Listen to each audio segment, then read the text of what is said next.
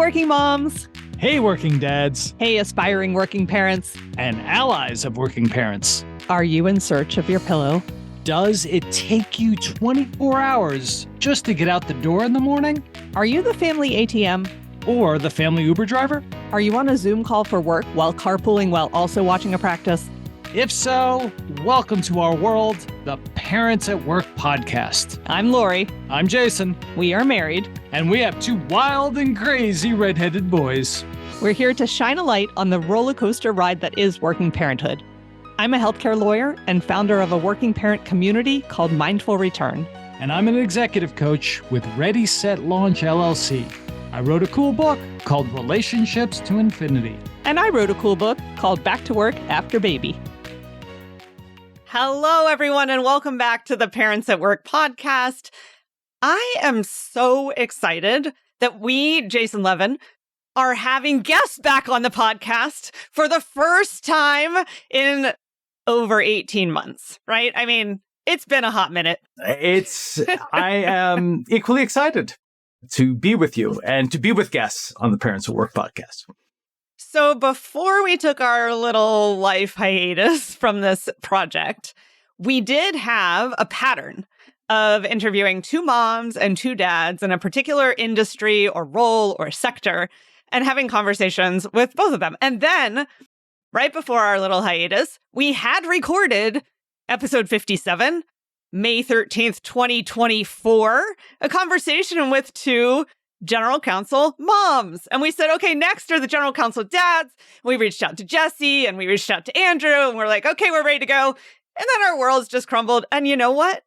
It's okay. It is never too late to pick up on a thought that you had a long time ago and that you want to continue with. So we are so excited today to welcome Jesse Raben and Andrew Ting to our conversation to pick up where we left off and finally hear the voices of some general counsel lawyer dads to put them into the mix. So, Jason, you want to introduce Andrew to our listeners? I would be happy to introduce Andrew as he's starting his new job this week, and we're reaching him in his office for the first time.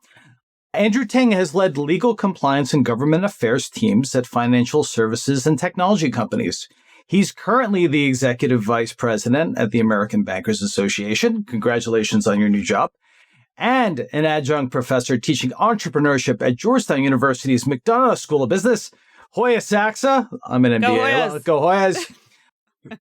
And corporate planning at George Washington University Law School. We like them too. Andrew recently celebrated his 20th wedding anniversary with his wife, Carrie. Mazel tov. And they have two sons, Ryan and Alexander. Ryan is a freshman at Harvard College studying engineering and physics. And Alexander is a junior high school interested in data science, philosophy, and debate. I can only imagine what dinner conversations are like in the Ting house. Welcome, Andrew. We're glad you're here. Andrew. Thank you so much. All right. And I'm going to do a quick intro of Jesse. Jesse Raben serves as Chief Legal and Risk Officer at Breakthrough T1D, formerly JDRF International, the leading global type 1 diabetes research and advocacy organization working to accelerate life-changing breakthroughs to cure, prevent, and treat type 1 diabetes and its complications. Thank you for your service in this area, Jesse. It's so important. He's responsible for all of the legal and risk matters for the organization. Prior to this, Jesse served as General Counsel and Chief Operating Officer of the American Insurance Trust, General Counsel for the Common Application, yay for Common Application, and Associate General Counsel for the American Psychological Association. Jesse lives in Washington, D.C. with his family. And Jesse, how old are your small or not so small people these days? 15 and 12. So we're in the thick of it. Awesome. Yeah. Yes, we've got almost 13 and 15, so we are in that very same life you're stage. right there too. Yes, we are. That's cool. great. Well, welcome, Jesse. We're really glad to have you here too. Glad to be here. Okay, so the first thing that we'd like both of you to do, and Jesse, maybe we'll start with you since you're already unmuted, is to just tell us a little bit about your personal working parent story and journey. Sure. So first off, thanks so much again for inviting us on your program. I think it's needed. And I was mentioning it to somebody this morning, and their response was, I'm so glad somebody's, and this is coming from a mom, I'm so glad somebody is taking the dad's perspective on parenting, because it is a partnership and we do have something to say about it. So I think for me, there's two worlds right now. There's the pre-COVID, or maybe three: pre-COVID, the COVID, and post-COVID world. And pre-COVID, the parenting journey, it was hard trying to get out early for soccer games or doctor's appointments, or if we needed to step in really quickly for childcare. One of my daughters was sick. The walking into my boss's office and saying, hey, I need to leave early. I need to make room for this. It was stressful. And I look back at that time now, and I think I don't understand how we all as a universe did that. Just the constant shuttling back and forth, and I have to leave, and please can I leave? And the people who can't leave their jobs, what do? During COVID, I actually learned from another general counsel. She didn't blur her background, and she sat right in the kitchen. And her thing was she needed to let her staff know, and anybody she was on a call with, I'm at home. It's tough. My kids are running around. They're going to be watching TV. Dog's going to be running through. This is what it is. And that was probably a month into COVID. And so I adopted that. And I just thought, you know what? We're all in this craziness together. And so people are going to have to get used to it. And it was really during that time that I started to, there's that saying of elbows out. I started to kind of flex myself more and more to say, here's how I'm going to show up, everybody, and how I'm going to allow you all to show up too. So my kids will be running around in the background. I may have to leave a meeting early for pickup. I started to block things out on my calendars just for my family's responsibilities. So kid drop off in the morning, there's a block of time every morning. And I may do drop off, I may not, but it's blocked. Afternoon at 3:00, there's 30 minutes that's blocked. And it started to give permission. I've seen now that we're in this third part, post-COVID, back in the office. Some people have to go in. Some people are working from my attic right now.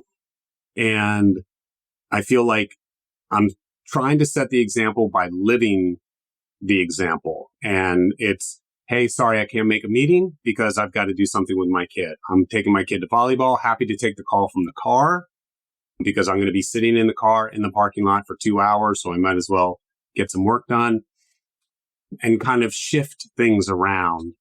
And it's allowed me, I think, at least I hope, to be a better partner for my wife because I'm more accessible, more available. She's a consultant, so she's been working at home for a long time. And so a lot of the duties of running them around prior to COVID was on her. And I'd always try and step in. Now I can just regularly step in and I do whatever I can to give permission to my team to do the same thing. It's get your work done. You're smart people. And let's just communicate as often as possible. I really love how you flexed that muscle during COVID and the elbows out and just being a leader who shows other people what he's doing is so important. I also am glad to have the dad perspective here. It's not as common to hear working dad as it is to hear the phrase working mom, for example, but I am striving to change that. And given that you are both lawyers, I also just want to throw out there that there is now this growing community called Dad Esquire, full of dads who will get together periodically. It's run by a guy named Matthew Korn, where it's a space where people can bring their fatherhood and their legal career together. So wanted to make sure the audience knew about that. Andrew, over to you. We would love to hear your working parent story and journey as well. Yeah, thank you so much. I've been a lawyer for 21 years, 7 years at a law firm, 14 years in-house. 7 years at a law firm. Last year, billed 2,700 hours. Oh, Good Lordy. job, Andrew. Yeah. Wow. And my kids were little. They were 2 and 4.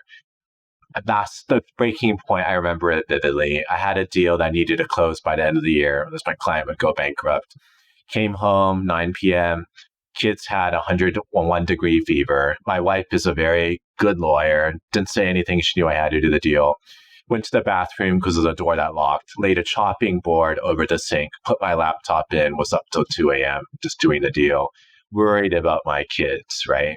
And after that, we closed the deal, saved the company, and I talked to my wife, like, I need to start taking recruiter calls. It's just not sustainable, be all the time. Mm-hmm. Mm-hmm. At the financial services company, it was be in a suit and tie, 8 a.m. to 6 p.m.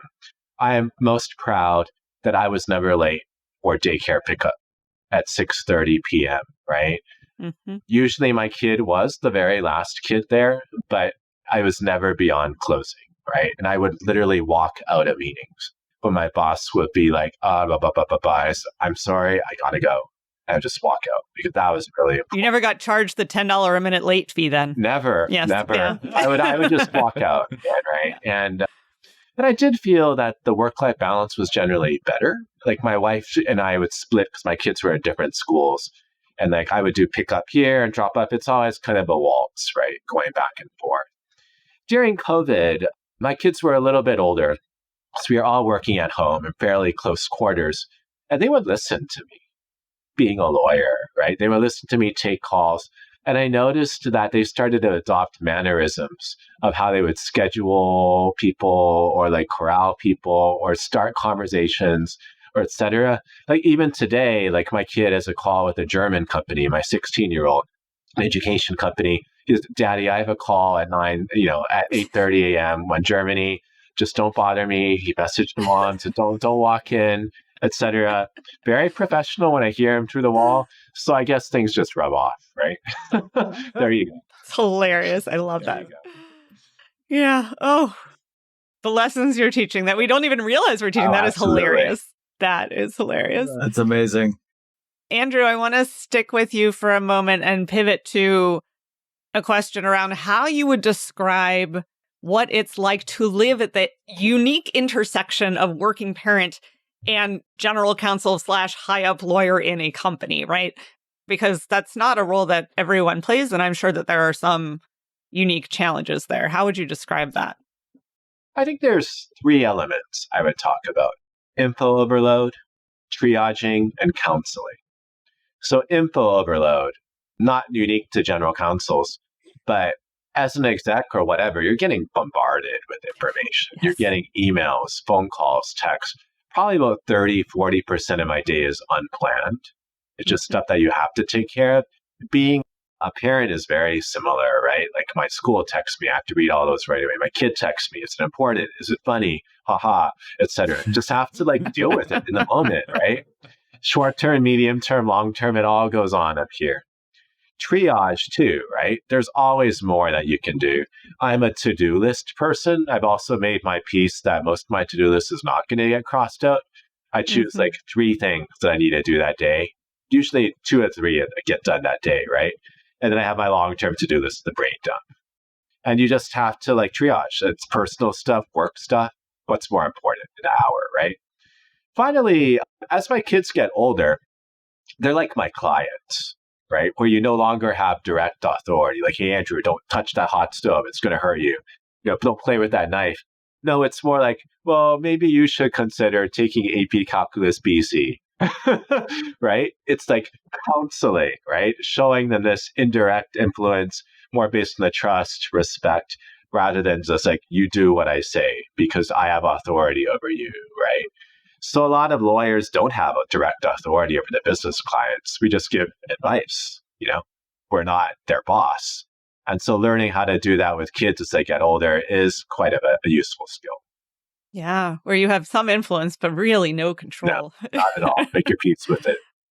Yeah, those are such great points. The to-do list also really resonated with me. I had someone once say, I'm going to have a to-do list until the day that I leave this world. So why do I need to cross everything off of it? Who cares? Yeah. And that you get 2 done a day is awesome. Okay, Jesse, over to you. How about your perspectives on that intersection of general counsel and parenthood?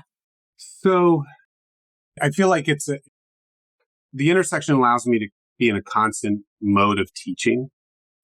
I remember when my older daughter she was in kindergarten and they had a peace mat, PEACE. So if there was an issue that you were having with another kid, you could ask the teacher to go to the peace mat with that other kid and you could talk it out. And she was telling me about it. And then almost in the same sentence, she said, "What do you do, Dad? What do you do all day?" And I said, "Well, I'm the peace mat."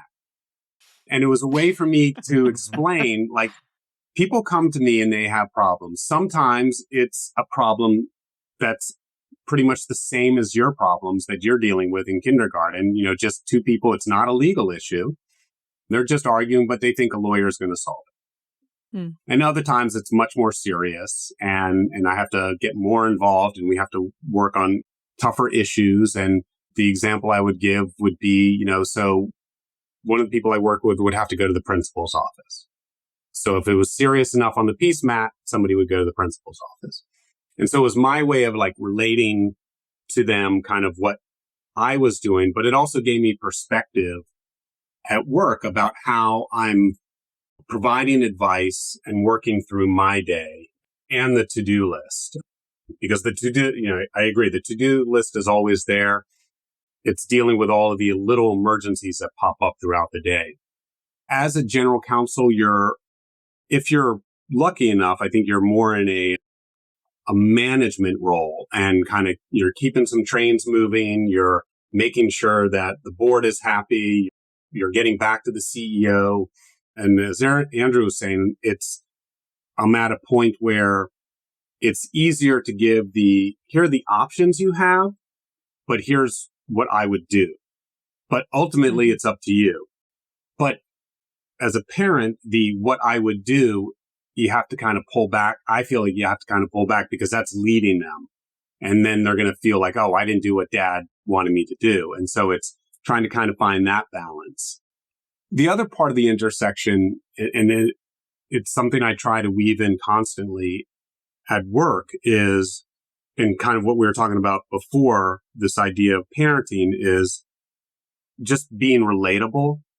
I'm always using my kids and my family and our experiences as examples because I feel like it makes you more human because you walk in a room and, oh, it's the general counsel. My associate general counsels will send an email to a vendor and not hear back. So then I'll send the email. And within a minute, I get a response. And I don't like that. You should be respecting my associate general counsel. You should be respecting my children, just like you would respect me. You don't need me to get involved. So the intersection allows me to take what I'm learning at work and apply it at home and the other way around, because I never read it, but that book of Everything You Need to Know in Life You Learned in Kindergarten or whatever, how you interact with people, how you relate, how you trust, and how you have relationships, you learn about it then, and it needs to be applied. People forget about it, but it needs to be applied when you get into the workplace. Amazing. Jesse, I wrote down that I would love to read the children's book called My Daddy is a Peace Map. That would be a good one, I think. Yeah, that would be good. All right. Jason, get to work on that. Jason, over to you. Jesse, hearing you talk, you've used the word perspective, you've used the word relatable, you've used the word trust. What does trust mean to you, and how has that evolved for you as a working dad and a general counsel? Trust is always being there, even if you're not there. And I don't mean at 3 a.m. you're picking up the phone. I think it's when my boss needs an answer, it's being as responsive as I can be. It's giving good advice. It's the same at home. It's being there. It's being present.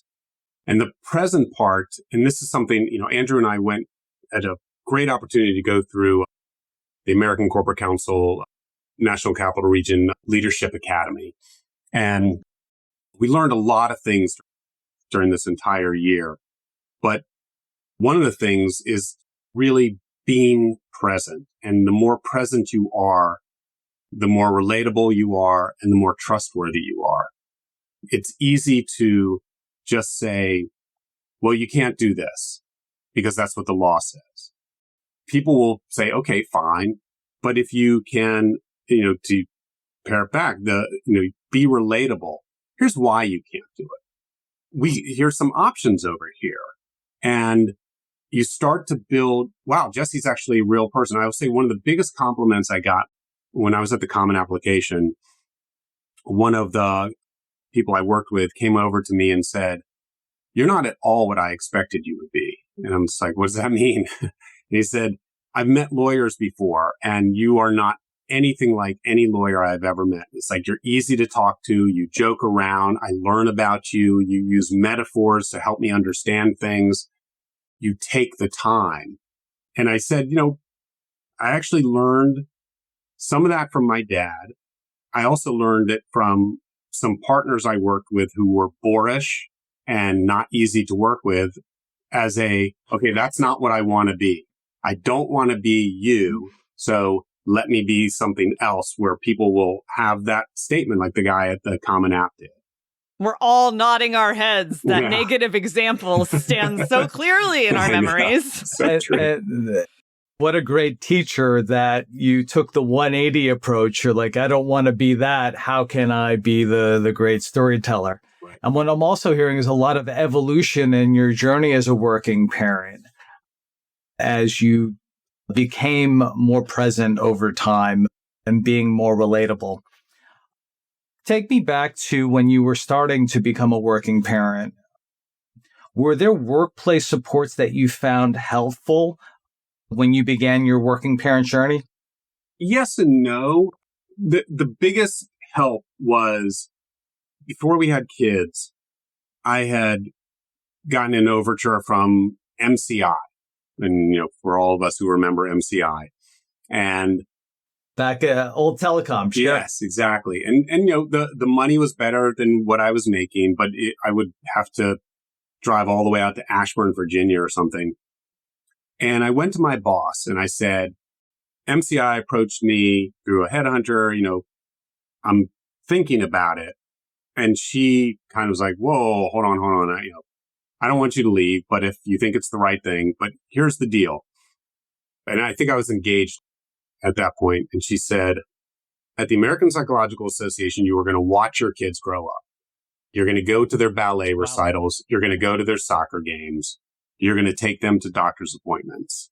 And if you're all the way out in Ashburn and you're commuting at least an hour in the morning and at least an hour at night, you're not going to have those opportunities. And so they might offer you $10,000 more than you're making here or whatever it was, but is that worth it for you?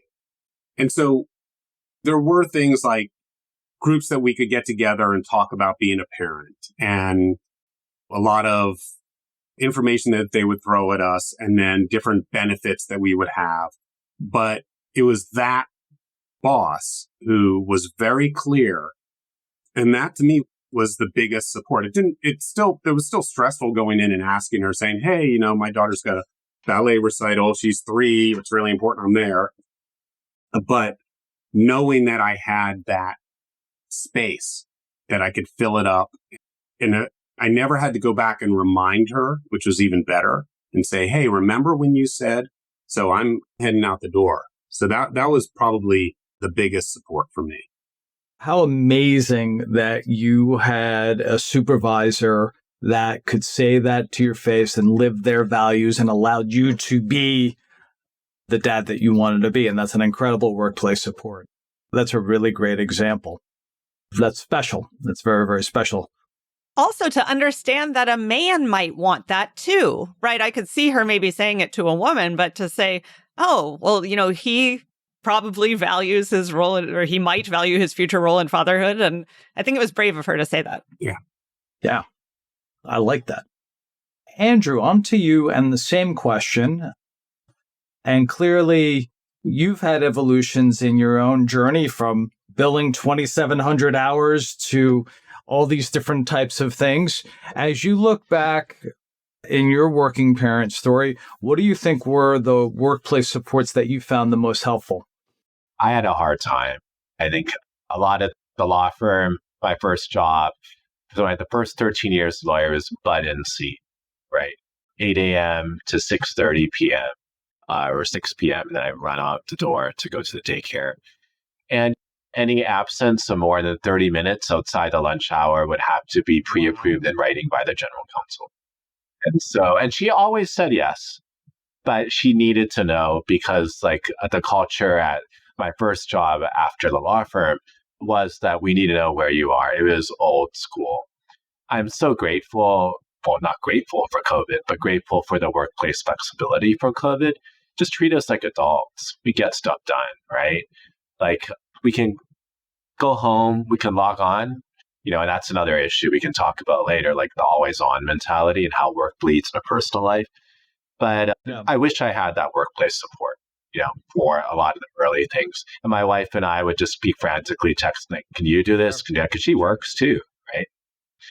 So always a chuckle. Really glad that those years are ahead of us. We also live downtown too, so it's a little easier. So when my kids were in 5th grade, they could get home themselves. They would take the bus.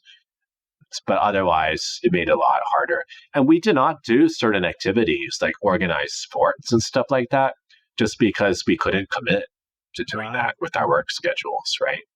Yeah. So it worked out fine for my kids, but you make choices based on availability. Sure. And now with hindsight, because now you've had different roles where you've been general counsel and chief legal officer, how do you think about workplace supports now for the people that are working for you? How has that changed your perspective? The Parents at Work podcast is proudly supported by 2 programs, Mindful Return and Ready, Set, Launch. For the past decade, Mindful Return has helped working parents succeed both at home and at work. If you're an employer, you know how much it costs to recruit a talented employee. Let Mindful Return help you avoid those high turnover and recruitment costs. With our asynchronous group programs for new parents, we help you retain your new parent colleagues who are returning to work after parental leave. We partner with over 100 employers and have proven retention data. Learn more and sign up for a free program demo at www.mindfulreturn.com/4-employers. That's www.mindfulreturn.com/4-employers. For more than 12 years, Ready, Set, Launch has been empowering high-performing executives, attorneys, and consultants to achieve their career and business goals. Are you looking to grow your professional services practice, engage your valuable networks, or advance your own career? Turn to Ready, Set, Launch for our interactive keynotes, engaging trainings, in both group and one-on-one coaching. We partner with Fortune 500 companies, AmLaw 100 law firms, global executive search firms, and professional and trade associations, among others. Learn more at www.readysetlaunch.net. That's www.readysetlaunch.net. Yeah. So I'm extraordinarily permissive. I actually tell them that, honestly, I grew up the other way. I want to be the complete opposite because I've seen how much I've struggled, right? I said, just tell me where you are. I don't really care. My last job before this was fully remote, right? Treat you like an adult, trust you. If your kids wander in, hi. I'd like to talk to your kids just to say hi, right? I mean, a family is work. Family is people. You want to know the whole person, right? Granted, if people are private, that's totally cool, right? But it's the whole person that really matters. How can you relate to people and work together as a team? If you just try to deliberately exclude a huge dimension of your family life and relate to people and motivate them. Yeah, so I just started a new job last week, and I've been doing a lot of saying, hey, I see the pictures of your family on the wall. Tell me about them, right? Because families. I love how you're talking about the whole person, and you're showing curiosity for others, and you're showing trust for others, and you've learned through your own experiences. I wouldn't call it permissive. It sounds like you're being human. So that's fantastic. I have a feeling we're going to have some listeners who are going to look you up and be like, how can I submit my resume to work for this guy? He sounds like someone I would actually want to do work for. Back to you, Jason. Yeah. Thank you. Jesse, same question. As you've evolved, you've seen things in your career. What are the workplace supports now that you're thinking about that are helpful, or, as you're thinking about the people that are working for you? So similar to Andrew, I'm very permissive. And I think COVID was horrible in so many ways, but the one way that it has benefited me and people I work with is allowing you to show people who you are, what's behind you, kids walking by. And it gives people a chance to tell their boss, look, I have kids. I've got a dog. I've got this. I've got that. I have elder care.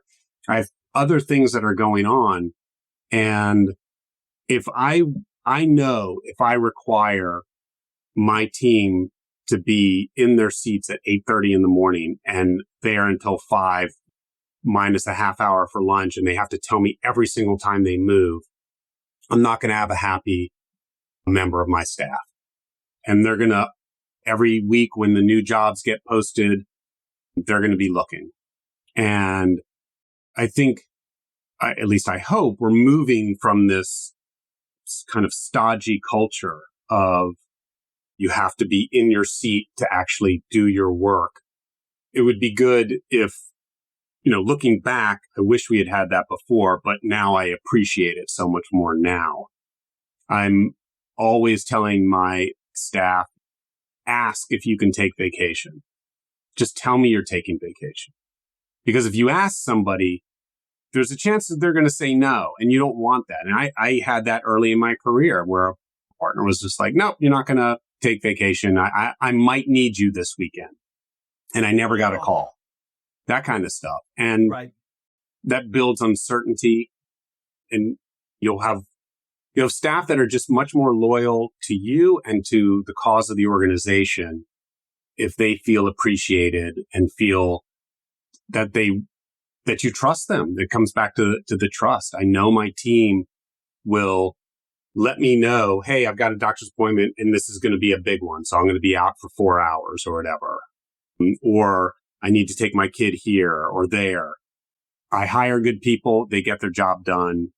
And that's what I'm looking for. So what an incredible gift you are giving your team and your staff by letting them know that vacation is part of breathing and that it's not a question. That is a very big deal. And what a way to model leadership and parenthood by just letting people know that. So, and what I've enjoyed also in getting to hearing both of you is your humanness. So I want to ask a question. Some people like to, ask, what was your major in college? But I think there's something more telling. I'm always curious of what was your first job in high school? So Andrew, kick us off. If I were to have met Andrew in high school, what kind of things were you tinkering with? What was your first job? You were a street musician. I was a street musician. And so that's literally my first job. So I started playing the cello in 4th grade public elementary school. I was scrawny, so I couldn't blow a wind or brass instrument. The bass was too big. I wanted to be not a violinist, and a violist, I didn't know what a viola was. And so I really liked it. I got into it, and I started playing in the community college orchestra in high school. And people would ask the community college for string quartets, right? And so I think we played 50 weddings. We played in shopping malls around the holiday season, and we were the human jukebox for 10 hours of Christmas music on Saturday and Sunday in JCPenney's doing the shoe section. And I hate Christmas music because we would play the same 12 songs over and over again. But you also have to look like you're having a great time. Even the wedding I lived in Orange County, California, so we did a lot of beach weddings outside. It would rain, it would be wind. We used clothespins to hold your music onto the music stand. But you look having a great time because it's still my God. the show must Lori's go laughing. on. Lori's laughing. Dying because I played violin and I played a quartet in the shoe section of JCPenney at our local mall, which I've never had anyone tell me they've had that experience. I mean, the clothes, I'm familiar with the clothespins and the elements and the weather and the weddings and all those things too, but J.C. Penney at Christmas? Oh my gosh, that's Andrew. funny.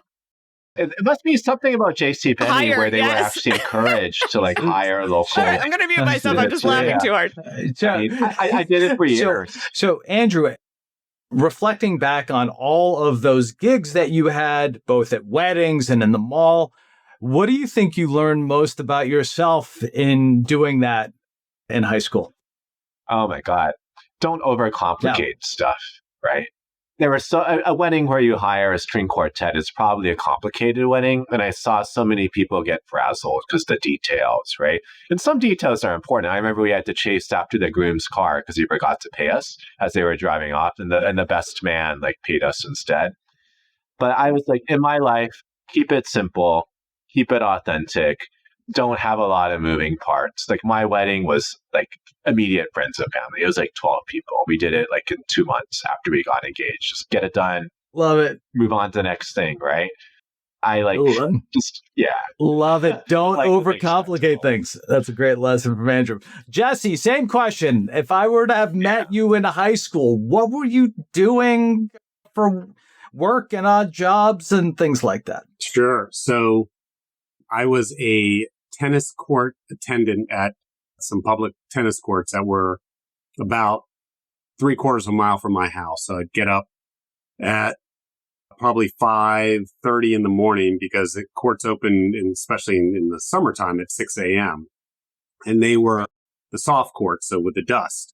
And so I would open up and there would be people who would call and they'd have their reservations and I'd have to assign them to courts and make sure that the lines were swept so they could see them. And at night you had to turn the sprinklers on. And in the afternoon you had to take a break, turn the sprinklers on. And we got all sorts of people and they relied on us making sure that the books were kept in terms of their time. Some people had a regular time that they would show up. And I think, honestly, it was $1 to play for an hour or something like that. And so, we collected the money.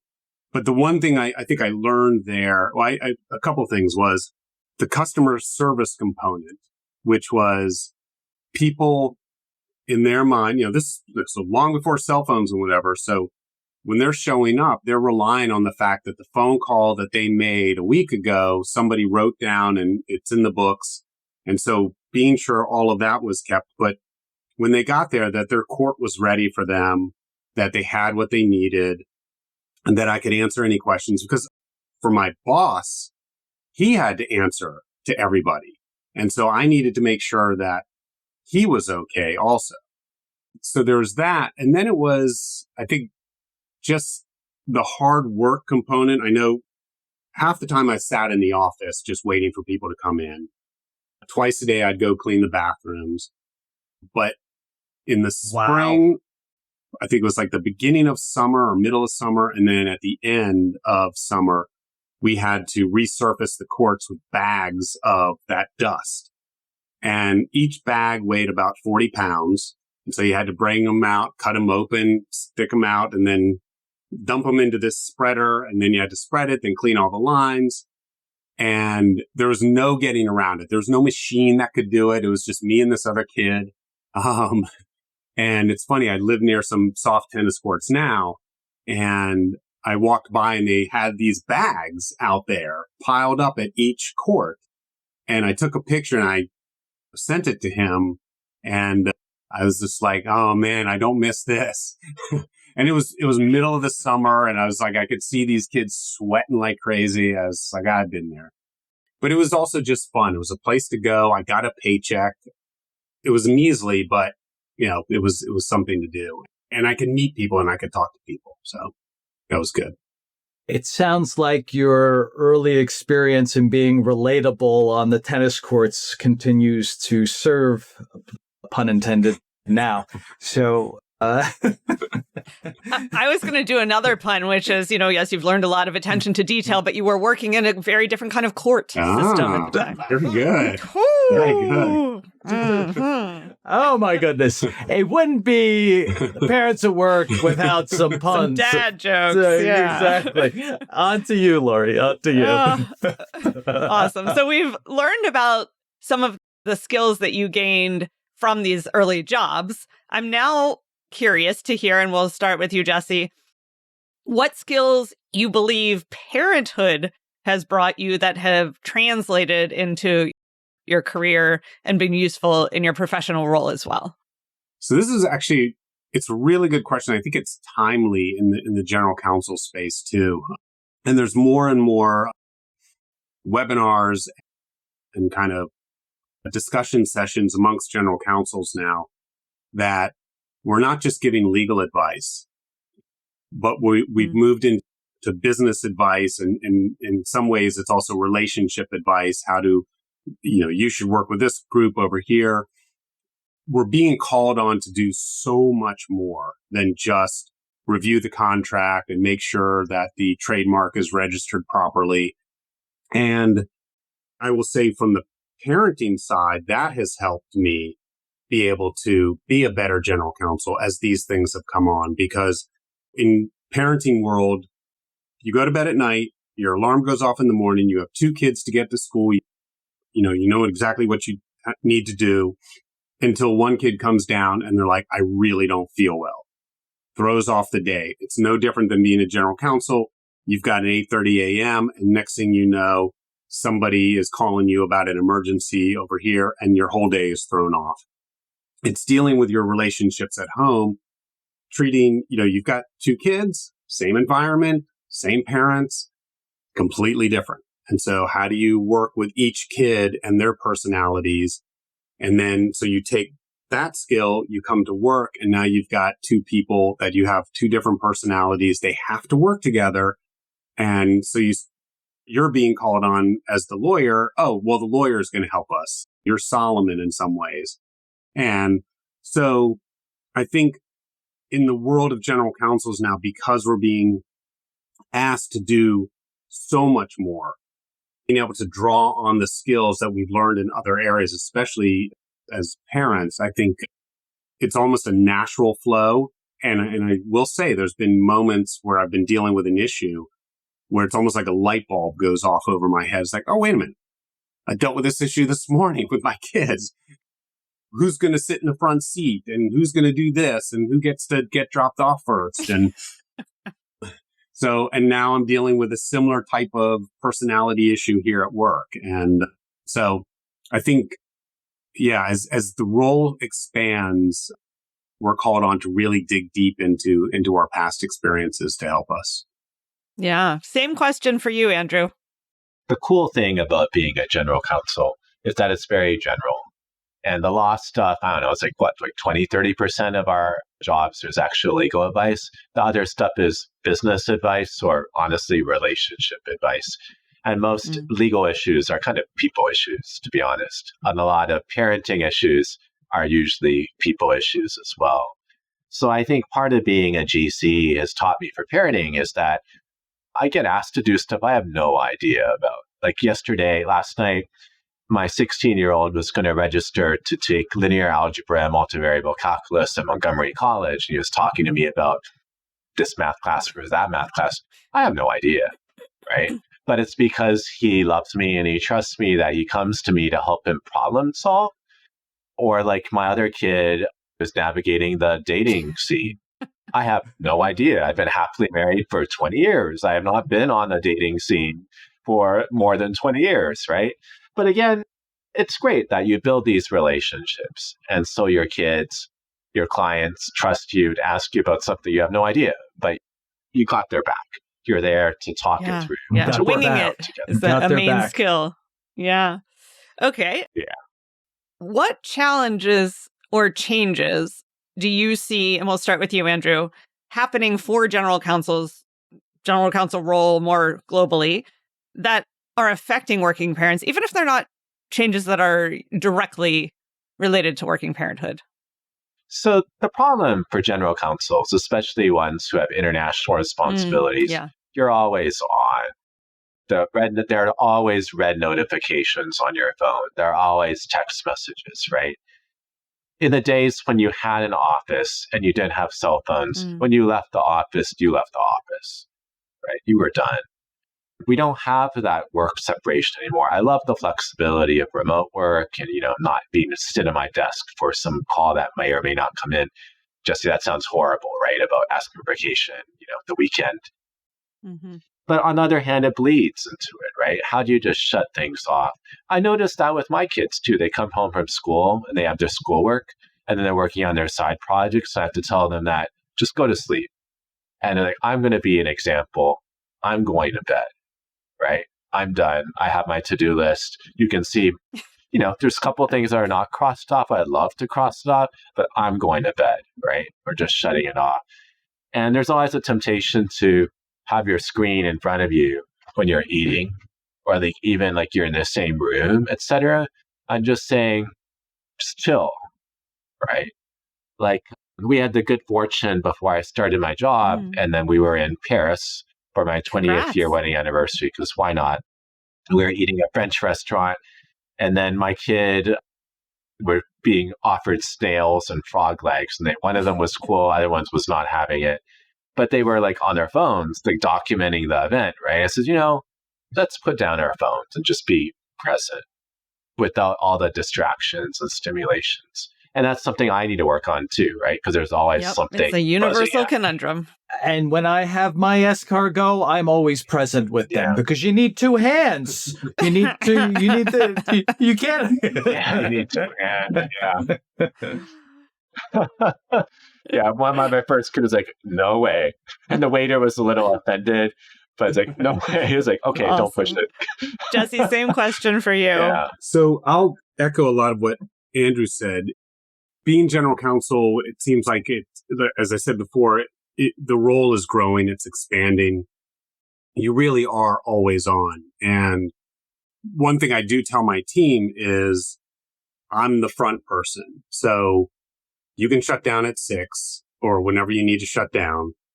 If an emergency arises and I really do need to call you, it'll truly be because of an emergency, but otherwise I'll be handling it. But when you get into this role, you are expected to take the call at 9:00 at night or be up early, especially for an international call. We have international affiliates, and for us to get on a call with them, it means getting up as early, 7:00 in the morning, and I'm on a call with our Australian affiliate, or it's at 10:00 at night and I'm on a call with them. And I think because the role is expanding so much, it's calling on you to do more. But as Andrew said, it is setting the example. And there's times where I'm like, okay, I need to get on a call, and I'll just say, I can get on a call at 9:00. Because my kids will be, my older one will be doing her homework and the younger one should be asleep by then.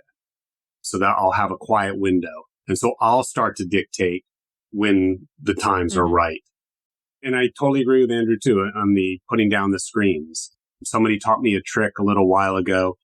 If you, on an iPhone, if you hit the side button 3 times really quickly, it'll turn everything to black and white.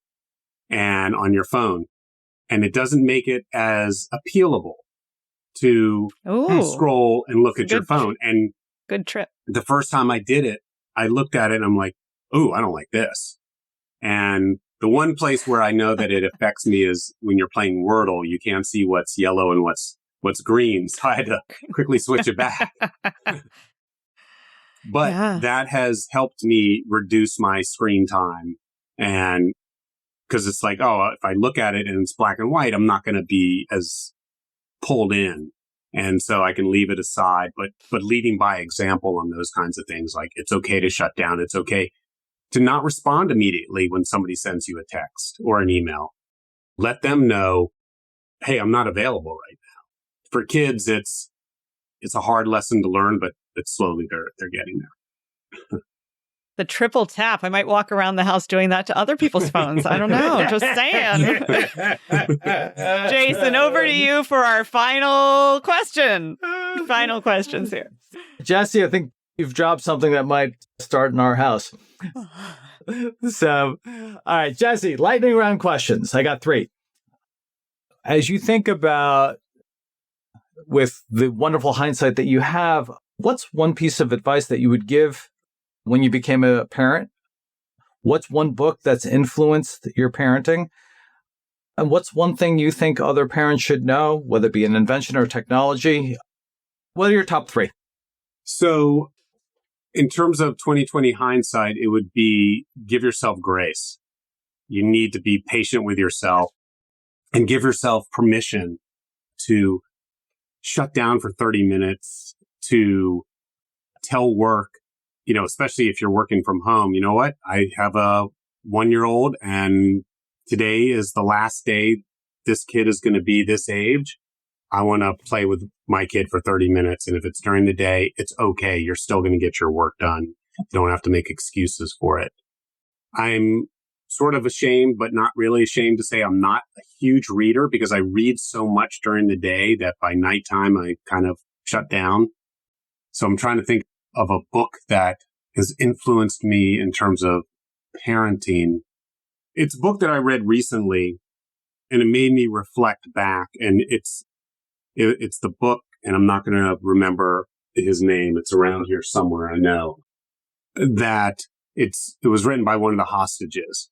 And what struck me more than anything, because I was worried when I picked up the book that it was going to be really gruesome, but it was all about survival and looking for the next thing and grabbing on to, hey, what's important in this moment in time that we can work with and we can work as a team and we can support each other. And so, now that my kids are in their teens, roughly, I'm using those lessons to kind of say, okay, yeah, it's freezing cold right now, but what if it was this instead? And what if it was that instead? And gee, when we get home, we get to have hot chocolate. If you're hurting in the moment, what are the things that you can use and think about to make things better and to make things better for those around you?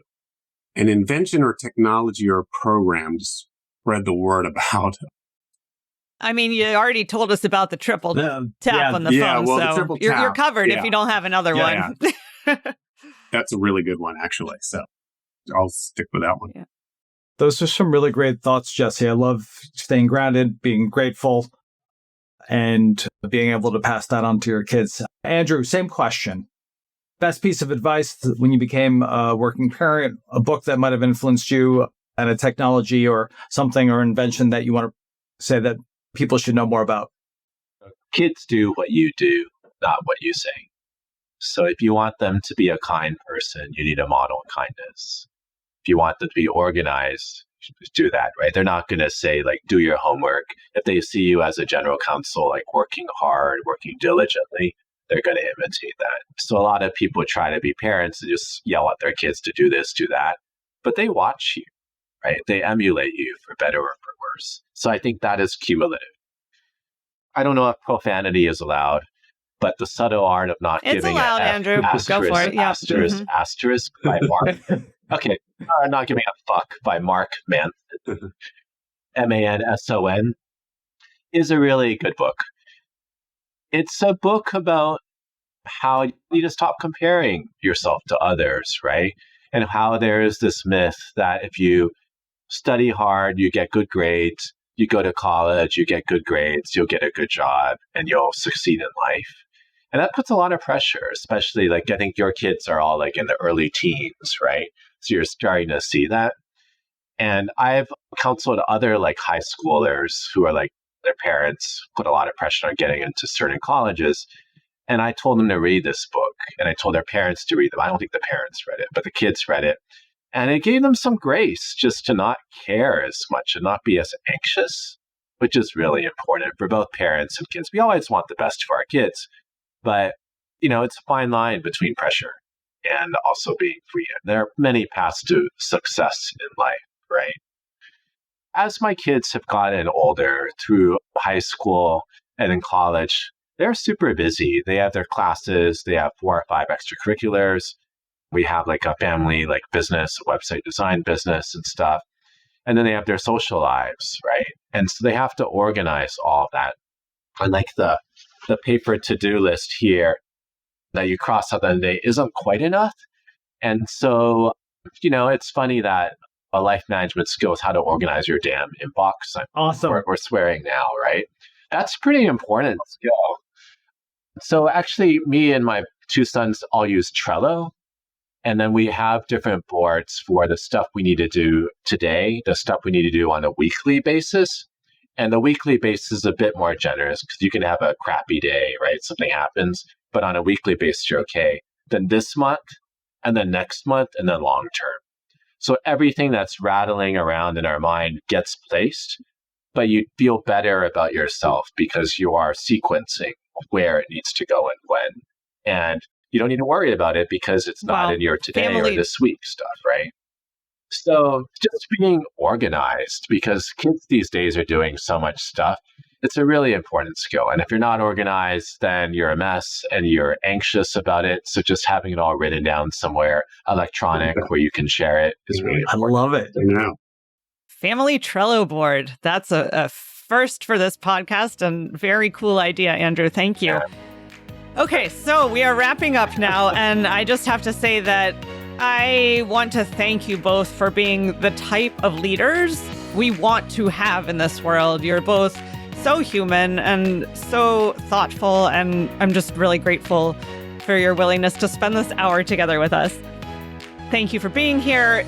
If you are listening to this episode and you know a dad, especially a lawyer dad, who might be interested in listening to this conversation, please pass it along to him. And pass it along to the moms too, because we also need to listen to the dad perspective. So really wonderful to have you on. And Jason and I look forward to our next conversation coming up in a couple weeks. Thanks for listening, everybody. Bye-bye.